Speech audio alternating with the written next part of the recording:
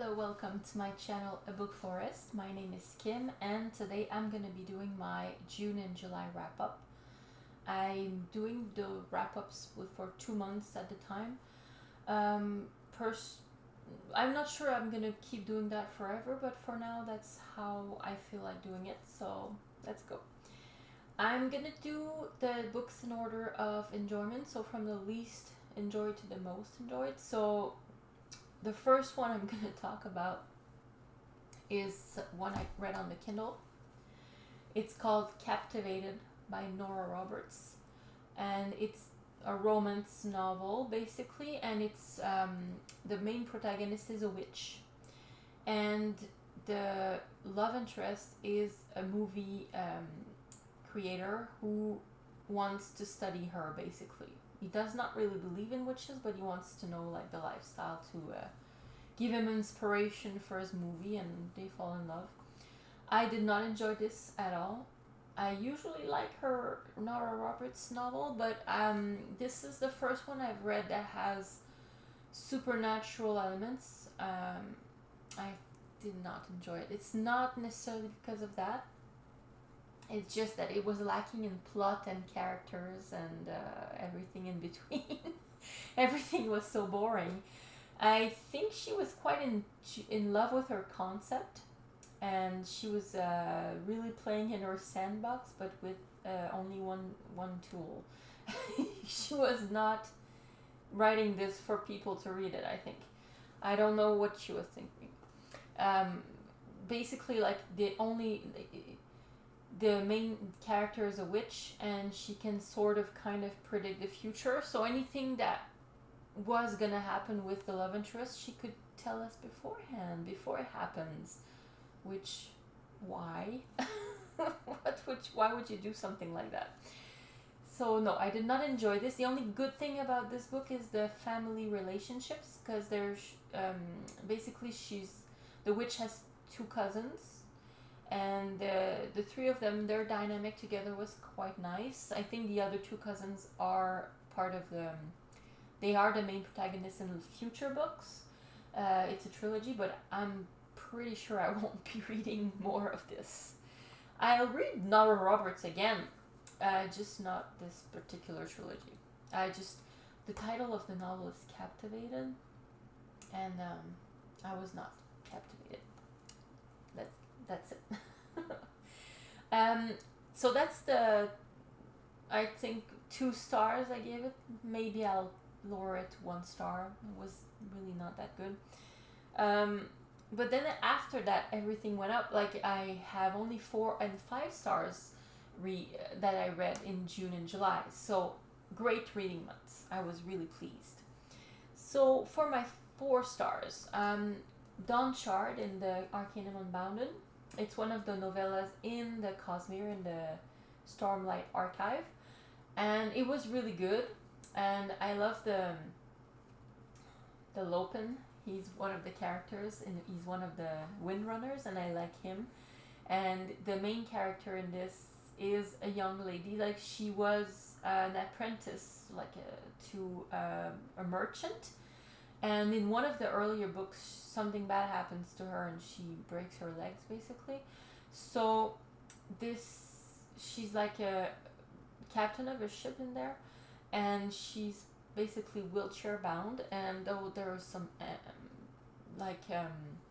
she's talking about her experience like that, and it's really enjoyable. And also there's a mystery regarding one of the continents in Roshar. So I was really curious what would happen, and when we get to the destination, like it's on a ship. So when we get to the destination, what's the mystery about? So that, and also I think the main events at the end of the novella will have probably consequences, impacts on the future story in the Stormlight. So I'm quite curious to know what's going on with the other characters and what's gonna go on from there. So yeah, I would definitely recommend not skipping that one. It seems important. I give it 4 stars, but just because there was some elements in the story I was not so keen on, but it's just very decent, very good. Then my next 4 star is The Fall. I also read that on the Kindle. It's a novella by Ryan Cahill in the Bound and the Broken series, and I'm reading the first book this month. So the novella is a prequel to the main series, and it's basically like all hell breaks loose. There's so much action packed into this. Like it starts really in the action and it never lets up. So yeah, it was really enjoyable. I like his writing style. There's dragons and nothing is going well in this little story. So quite it's like fall of civilization basically, and I can't wait to see where we pick up from there basically, and then what happened to all the dragons as well. I'm really curious because it was not looking well for all of these people, and the bad guy in this is really interesting. So yeah, I enjoyed that. 4 stars. My next 4 stars, I made a dedicated review for that, so I'll link that down below. I'm Afraid You've Got Dragons by Peter S. Beagle, who wrote The Last Unicorn. Very famously, it's a famous book basically. Yeah, I really like this. It's so real. The writing is so good, and the dragons are really interesting, and the main characters, like it's a fairy tale, but it's sweet and lovely, but it has enough bite to it that it's not boring and it's not entirely predictable. So I highly recommend it. It's not that long, like it's very easy to read, and if you like a bit of whimsy in your life and if you want to be a bit lighter but with still great characters and setting and writing, just give it a try. So yeah, just watch my review if you want to know more. Then my next 4 stars, my last 4 stars, is Daniel Deronda by George Eliot. I finished this in June, but I had started it in 2023. It's just I take my time with my classics because I like to invest a lot, but it's not something I binge usually.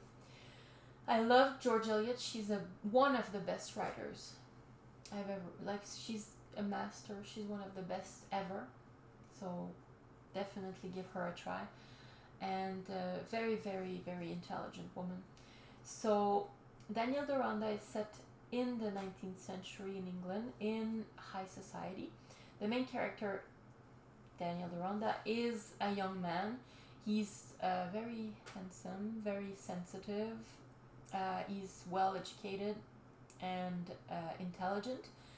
And he's suffering through a life crisis, an identity crisis, because he's a ward of a very noble man in that society, a very rich man as well, influential, but he doesn't know who his parents are, he doesn't know who he is, even if he's legitimate or not, and basically he's just searching for a meaning to his life.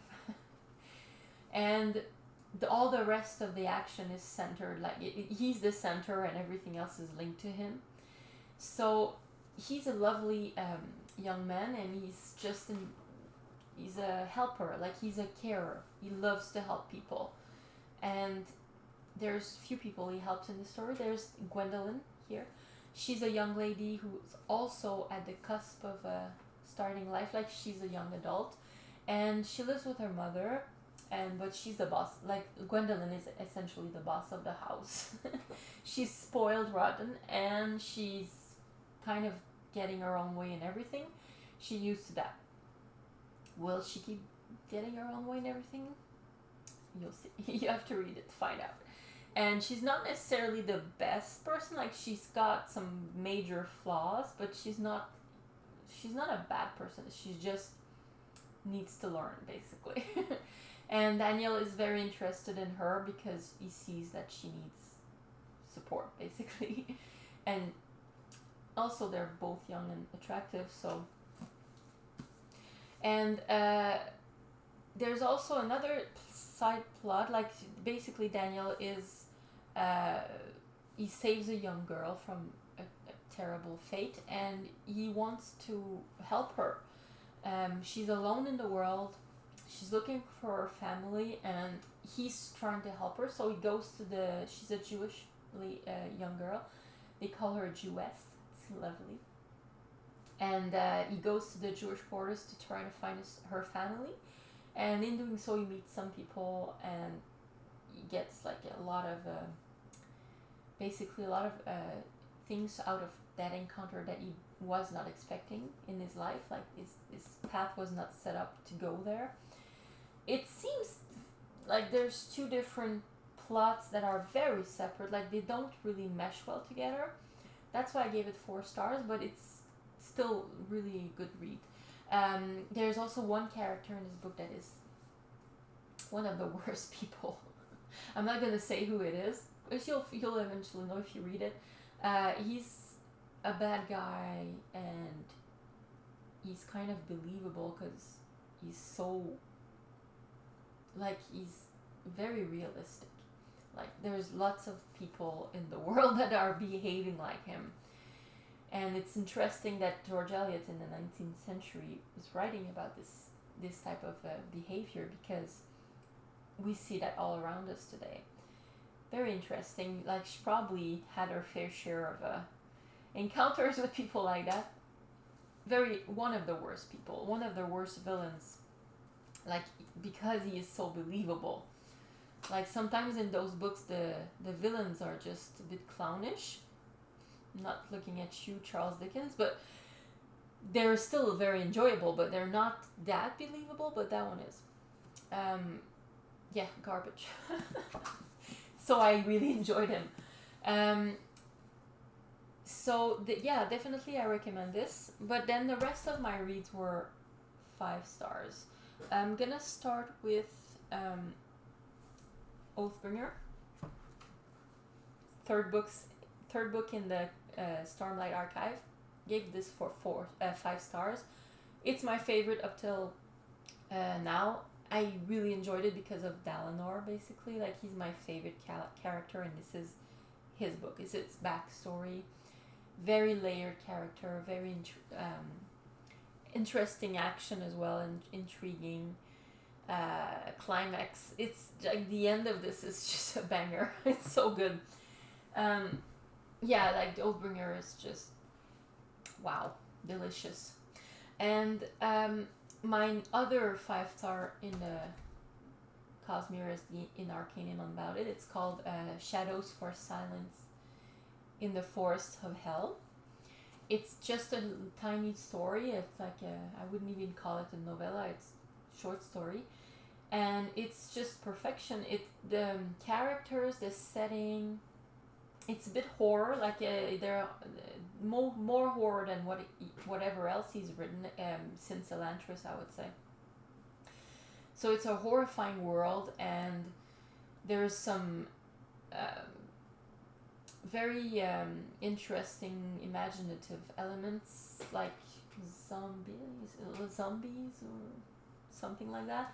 And the main character is just wonderful. Like, she is a tough cookie, and she's flawed, but she's really well rounded. Like, I cannot believe he made me feel so much for a character in so few pages. So I was really impressed by that. And the story is well crafted, and there's just really no fat on that story. Like, it's just a perfection. The ending is just wonderful as well. Like, usually in a short story you like a very impactful ending and surprising as well, and that's what we got in there. So I don't know if this world, like the place where it's set, is not somewhere we've visited before in the Cosmere. I don't know if we're ever gonna see it again, but yeah, love that. And then my next 5 stars, like the last 5-star, basically the last book I read, is The Alpine Path by Simone Montgomery. She is one of my favorite authors of all time. I've been reading her since I was a young child, and she wrote Anne of Green Gables famously, but many other things as well.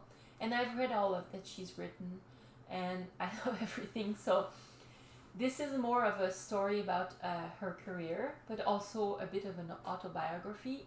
She's talking about her childhood and when she started writing and how she got published, the first few books she got published, and we end at her marriage basically. Uh, I'm gonna read a little excerpt from this to give you an idea.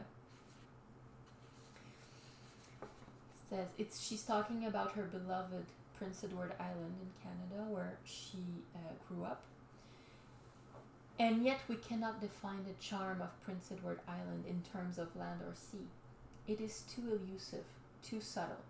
Sometimes I have thought it was the touch of austerity in an island landscape that gives it its peculiar charm, and whence comes that austerity?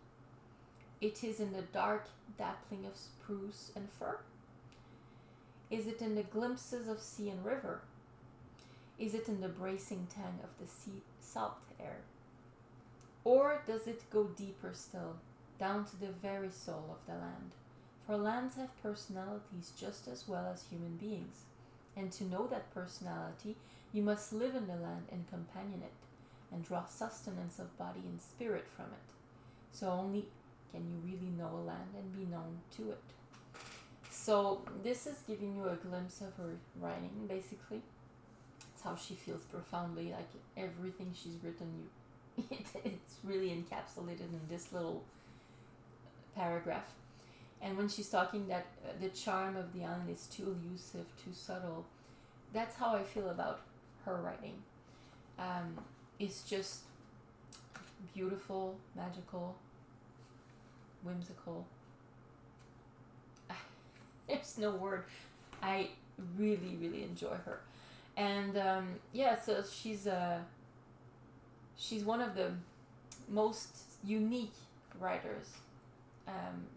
You can feel how sensitive she is when she's writing, and she writes children beautifully. Most of her stories are about children, and yeah, they're very, very beautiful.